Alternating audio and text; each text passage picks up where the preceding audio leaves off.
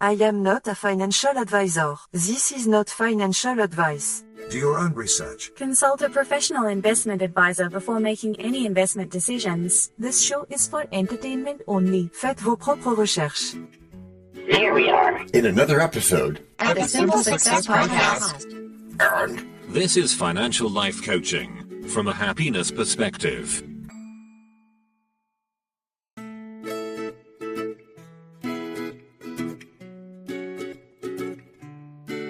Previously on Simple Success. Virtue is built through consistent action. Consistent action, huh?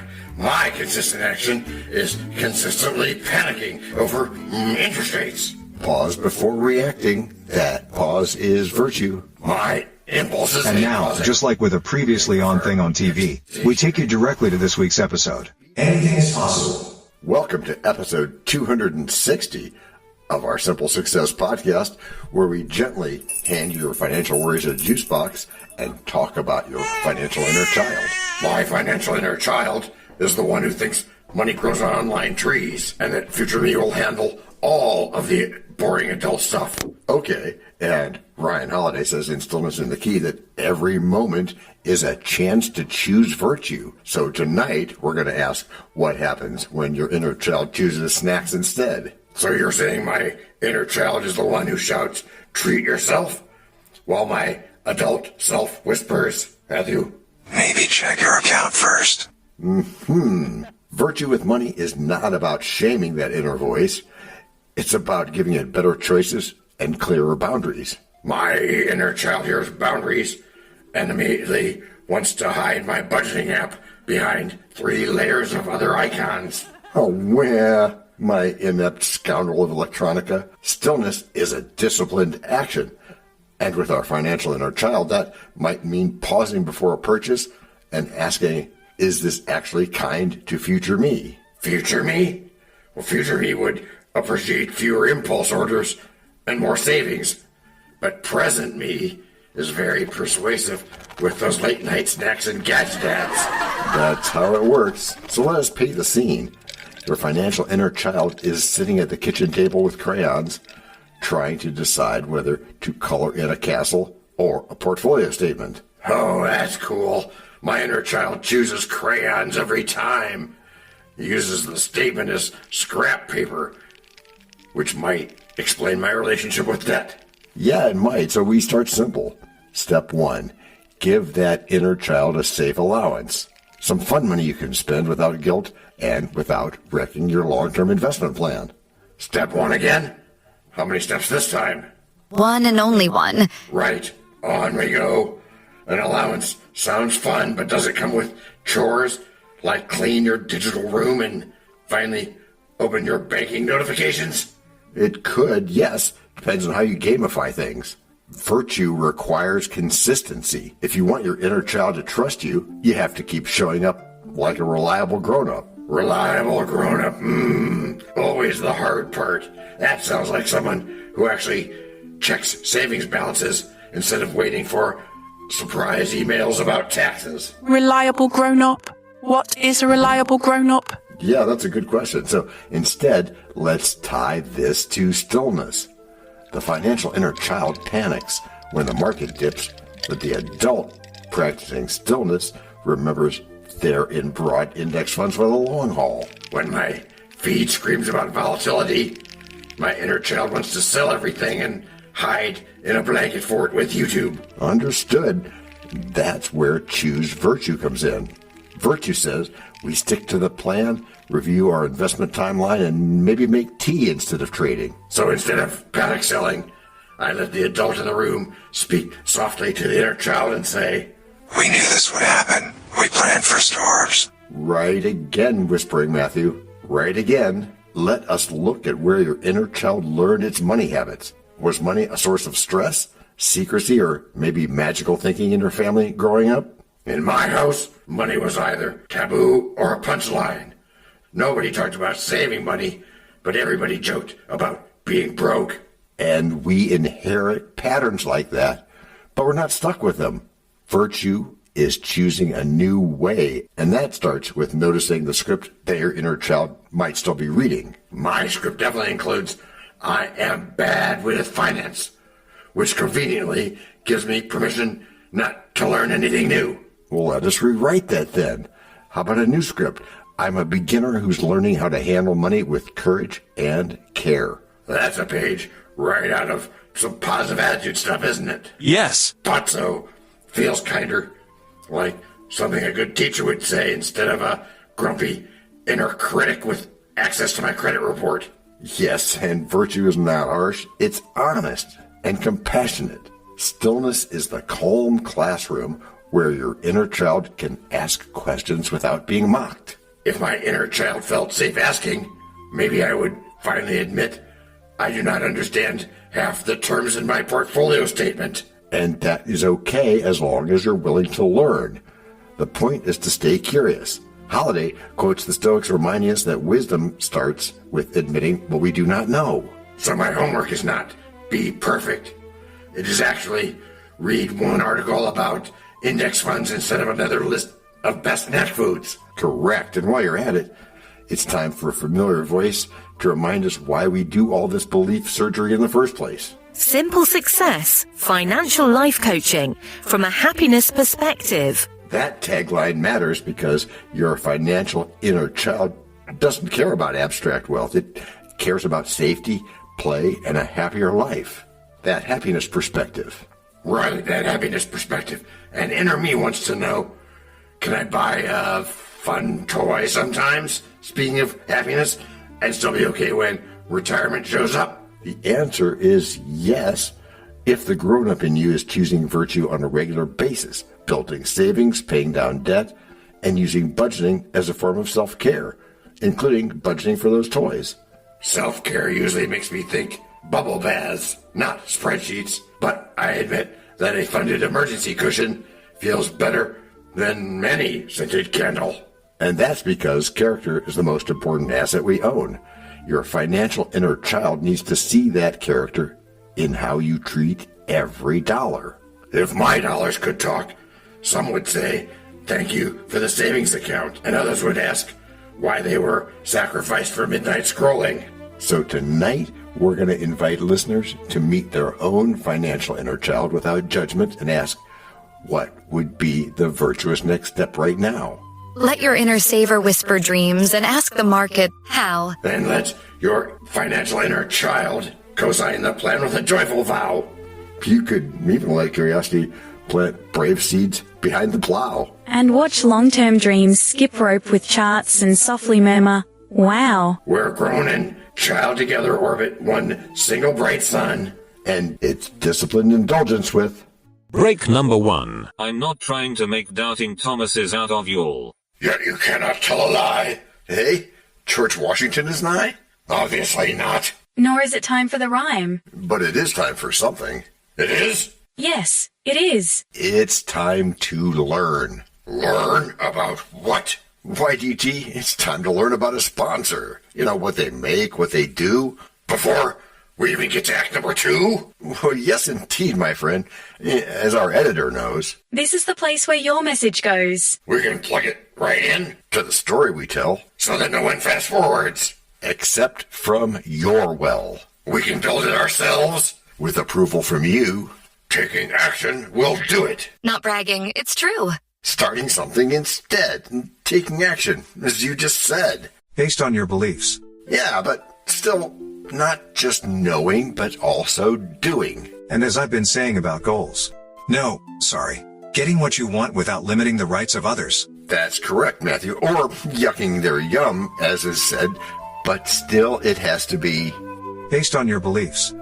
Which are that in Act 2 of today's show, our crayons have been traded for laptops, and we bring in a tech-savvy friend to help the financial inner child grow up with practical tools.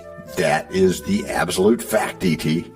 We are where the financial inner child meets the adult world of settings, systems, and a little friendly automation.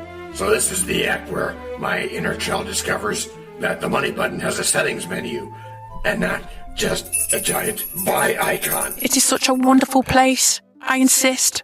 Oh, me, my, yes, indeedy. Because in Act 1, we met that inner child with compassion. Now we give them structure. This is choosing virtue in the small, repeatable moments. Yeah, you mean the tiny moments between add to cart and place order when I could, theoretically, open my budgeting app instead. Right there, just to check to make sure it makes you happy in the future. Stillness lives in that pause, and because we promised practical help, we've invited a friend here today who spends his days building calm systems in the cloud. Hey folks, glad to be here. Think of me as the nerdy camp counselor helping your financial inner child set up digital guardrails. Okay, Stephen, as you know, we talk a lot about disciplined action here. Yes. So how can people use tools without turning their lives into one long software tutorial? Start small. Automate just one virtuous step, like a monthly move from checking to savings, and let the system carry the load instead of your willpower. I like the idea of my willpower getting a part-time schedule. Could I really set one rule and have tiny grown-up moves happening behind the scenes of my account? Absolutely. Most banking apps let you schedule transfers. You define the plan once. Then your inner child is free to focus on life instead of constantly deciding. Our author, Ryan Holiday, writes that we are shaped by what we repeatedly do. Automation lets your repeated behavior be wise, even when your mood is not. Because I put it on autopilot. So on the days when I feel like a financial disaster, little scheduled transfers can still quietly support saving money and investment. That is correct, my bucket brigade bearer, and let us talk about buckets. We hinted at this before, but now we build them. A playful bucket, a peace of mind bucket, and a future-focused portfolio bucket. All part of our budgets. So budgets aren't just drudgery. There's a fun part, if you're patient enough to get to it. You're really saying I get a fun bucket on purpose, not as an accident when I forget to move leftover cash to savings. Exactly. Label those accounts clearly in your app. One is bills, one is emergency, one is fun, and one feeds your long-term index funds or other funds. So my inner child sees a bucket literally called fun money and does not feel the need to raid the rent and groceries bucket for entertainment. That's not only right, that is virtue again. Honesty and order instead of chaos. Stillness comes from knowing each dollar has a job and a home. Chaos has definitely been my brand. My dollars wander around like unsupervised toddlers at a birthday party. Ooh, that is very visual. Ooh, it is. Let's get Stephen's take on it. Stephen, how do you keep people from overcomplicating this with 27 categories and color codes, stuff like that? I tell them to treat categories like a children's book. Simple, clear pictures. If you cannot explain your system to a friend in 1 minute, it is too complex. My current spreadsheet would take a TED Talk, 3 charts, and a snack break to explain. So I guess we know where I stand. And that's okay, as long as we avoid busyness disguised as progress. A messy system feels productive, but can often just feed anxiety. You are calling out my favorite hobby, reorganizing my budgeting sheet instead of actually changing my behavior. Which is why we keep coming back to disciplined action.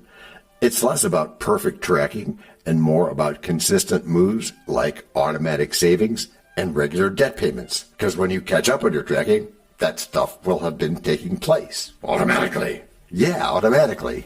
And we can support that with reminders instead of guilt.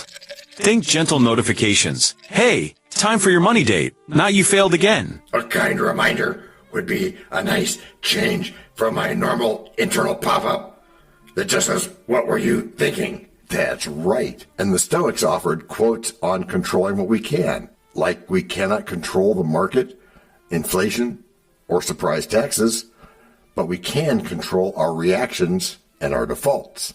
We can't control what happens. We can control how we respond. That's correct. So instead of trying to predict the S&P 500, I could focus on things like how much I automate into mutual funds or other long-term investment choices. That's right, because your inner child wants certainty. Since the world can't give that, you give them structure instead. Structure with a side of snacks, ideally. I can accept a grown-up money date if it includes tea and something crunchy. Okay, so let us zoom in on a specific habit, a weekly check-in. 10 quiet minutes, that's all. Reviewing savings, upcoming bills, and one small tweak you could make. 10 minutes sounds survivable, especially if I promise my inner child a break right afterward. Pro tip. Put that check-in on your digital calendars and tie it to something you already do, like Saturday morning coffee or your Sunday evening reset. Right.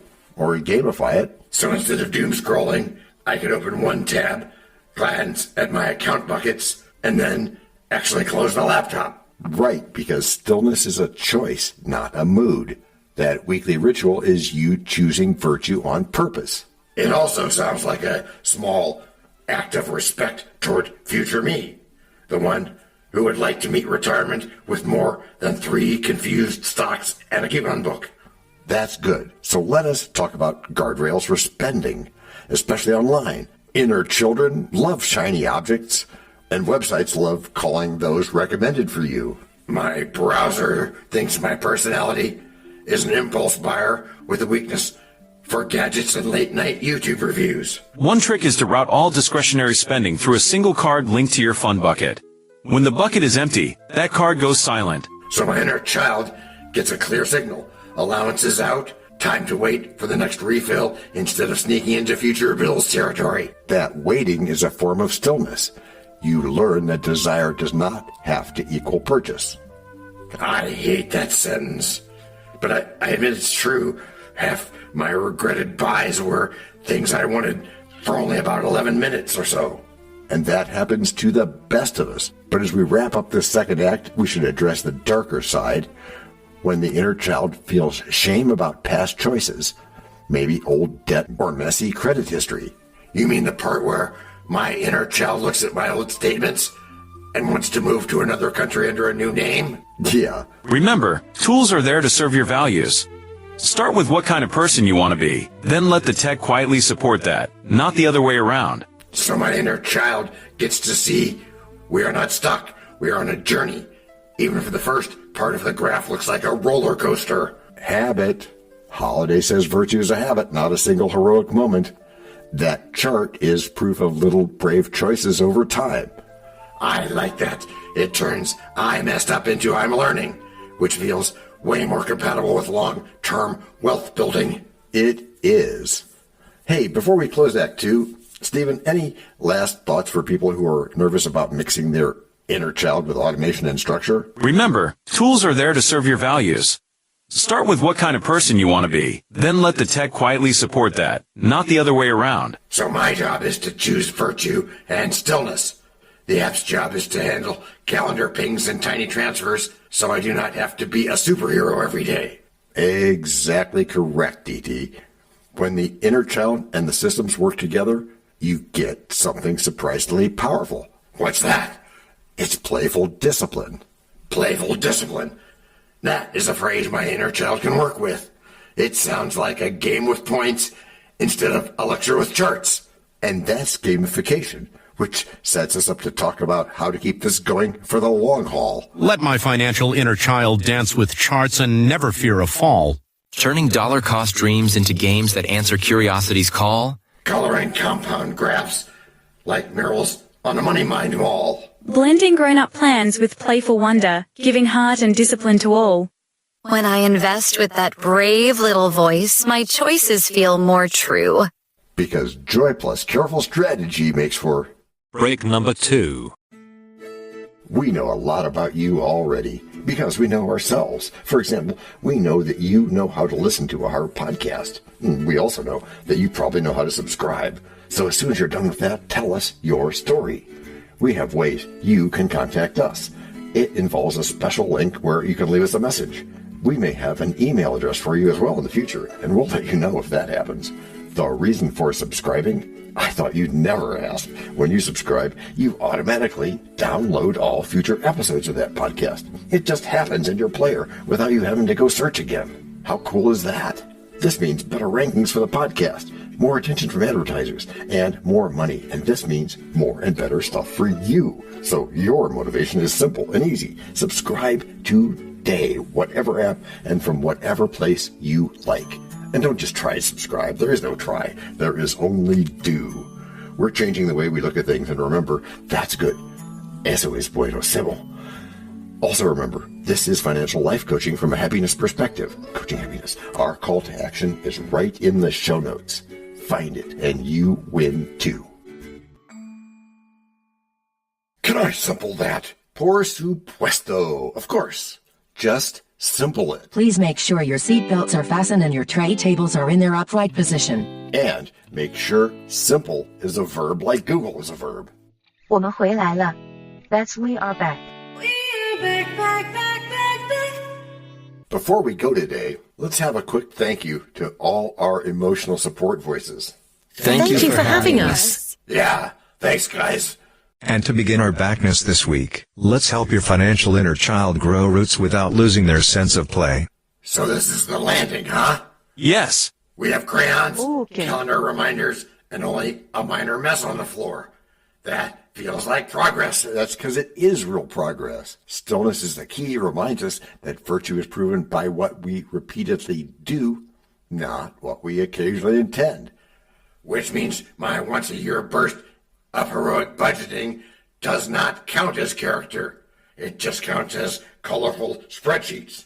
That's humble, but I'll bet you're pretty good at this stuff. Yeah, he is. And choosing virtue here means we keep showing up for our money, even when it's boring, even when we'd rather watch YouTube reviews of espresso machines. Espresso machines, yeah, and obscure board games. They're my entire personality, so you're not wrong. So, let us recap where we are. Yes, let's do that, robot lady. Your inner child now has clear buckets for bills, savings, fun, and future investment. And for the first time, I am not terrified to open my account app. Mild apprehension, sure, but terror has left the room. And that emotional shift is huge. Holiday talks about stillness as a kind of inner quiet. Your numbers did not suddenly become perfect, but your relation to them softened. Yeah, I noticed that yesterday. I looked at my debt total, and instead of panicking, I thought, okay, we have a plan, and this line is slowly going down. So plans aren't so bad, are they? No, I suppose not. And that is the power of disciplined action. You turned wild guilt into a simply monthly system that moves extra dollars toward what matters. Turns out that what matters really matters. And I admit, watching that little fund bar creep upward feels better than any random gadget I used to impulse buy. Which leads to your long-term portfolio. Stillness, it doesn't mean doing nothing. It means thoughtful movement guided by values and patience. Values like do not freak out every time the market coughs, right? Right. We don't control outcomes, as you know, only our choices. So you commit to regular contributions to index funds, mutual funds, maybe a Roth IRA, and you let time do the heavy lifting. So the inner child gets to cheer for long-term wealth like it is a slow-motion sports movie instead of treating every dip as a disaster film. And that is a beautiful place to land. Discipline plus play, structure plus softness. That is how we let our inner child sit at the grown-up table. And apparently, the grown-up table has decent snacks and fewer overdraft fees. So I'm in. You have been listening to Simple Success with John Brandy. Financial life coaching from a happiness perspective. That's nice, Alice. Thank you. And thanks, everybody, for hanging out with us today. If this episode helped you, share it with a friend who is still hiding from their account balances. Invite them to join us on this little podcast adventure where we let curiosity, compassion, and a bit of stoicism guide our money stories. Which is how you've all gotten good. Gracias por escuchar. Salut. À la prochaine. No robots were harmed in the making of this podcast. No dogs were shot either. This podcast and our other podcast are productions of Little Red Hen Industries. Part of the Sonic Boom Network, where we do the hard work for you. And Rishi helps our hen bake the bread by giving credit to these great people. Techno King, John C. Brandy. That's me. Alter Ego, Doubting Thomas. And that's me. fact checker, Napoleon Bonaparte, social manager, Abraham Lincoln, always on the internet's inner tubes whatever, media expert, Augustus Caesar, psychologist, William James, sound designer, Les Paul. Thank you for inventing multitrack. Language consultant, Leah, the French do-your-own research lady. Cough, cough, cough. Videographer, Ertaman Koshki. Lights, camera, action. Inspiration, many podcasts and other sources and of course Napoleon Hill. Additional inspiration and thanks go to Steve Jobs, Joseph Allen, Charles Darwin, Leonardo da Vinci, Henry David Thoreau, Abigail Adams, Jonathan Livingstone Seagull and the Stick Figure. Quick disclaimer here. Many sentences contained in our podcasts are of a very dangerous length and were performed by highly trained vocal practitioners. On no account should inexperienced life forms attempt to imitate them without proper medical, jaw, and lung supervision. And before we forget, you can also subscribe to both podcasts, join the community, and benefit from many of our techniques, including financial advice, patience, practice, and even podcast production for your ideas. Of course, you'll have to head to the show notes, either on your phone or on the web, to get the links and stuff, and all those clickable links are in the show notes. Hey, Emma, do you, Samantha, and Daniel want to tell us a bit more about this stuff? Sure. The artificial intelligence or AI voices that you hear in our work are offered up by Google, Amazon Polly, OpenAI and ElevenLabs. They don't sponsor us yet, but we love what they do and we just love what AI can do when lovingly crafted. Finally, you can find us through our network. We happily consider guests and consider guesting on other people's shows. That sounds like a really old school computer voice. I'll call it Zarvox. It's definitely not Samantha, or any other modern AI. Yeah, thanks for noticing. And really finally, our music comes from Cube by Ben Sound and from Piano Background by Nick Simon Adams. Thanks also to AI MuseNet, Suno, Audio, ElevenLabs, and Ace Studios. The sound effect credits go to Jackson Academy Ashmore, Canoe CG, Dr. Jekyll, Joe Payne, Everything Sounds, MK Play More Stories, ERH, Sand Emotions, Big Pickle 51, and Just Kidding. Yes, that's his or her name. All on free sound. Also, languages are the bomb. Let me be clear. This is the best podcast ever.